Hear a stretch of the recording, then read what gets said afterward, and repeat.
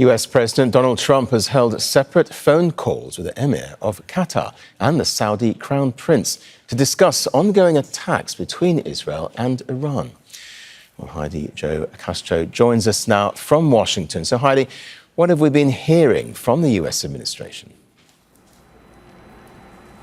Carrie, we've really heard a flip in position as far as how Donald Trump has talked about these strikes. Just hours before these strikes were launched, if you'll remember, Trump was telling reporters how he did not want Israel to go in because it would blow up the nuclear talks that Iran was having with the U.S. And then almost immediately after the strikes, Trump changed that to say that these strikes were, in his words, excellent, and then blamed Iran for those strikes, saying it was because that country did not accept the deal offered by the U.S. for it to completely stop enriching uranium, and that is why that these strikes happened. He's also warning on Truth Social that further strikes will happen that will be more brutal, saying that this is time for Iran to come back to make a deal, to revive a deal to stop enriching its uranium.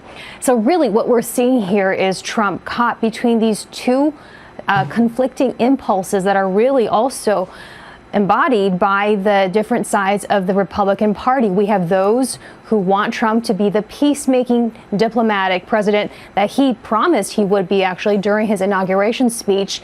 But then there's also the impulse from the war hawks for the U.S. to be more involved in potentially bombing Iran directly, which Trump has also threatened to do. And as far as which side he's on, it really appears to be whatever sounds more impressive to him at the moment. And Israel may have just made a wager that if they went ahead with these strikes as they did, that they could change his mind. And it appears that that has so far paid off. And Heidi, there are reports that the US is shifting military resources in the region. What more do we know about that?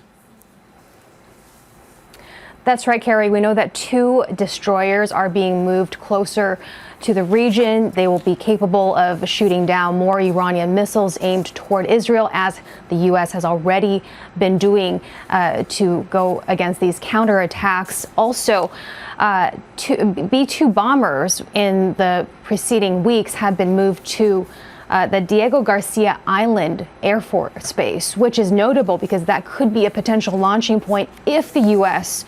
were to make the choice to bomb Iran directly. And again, those war hawks whispering in Trump's ear have been saying that without U.S. support, Israel will not be able to completely eliminate Iran's nuclear enrichment program, as they have said they would like to do. Live for us there. Heidi, thanks very much. Make sure to subscribe to our channel to get the latest news from Al Jazeera.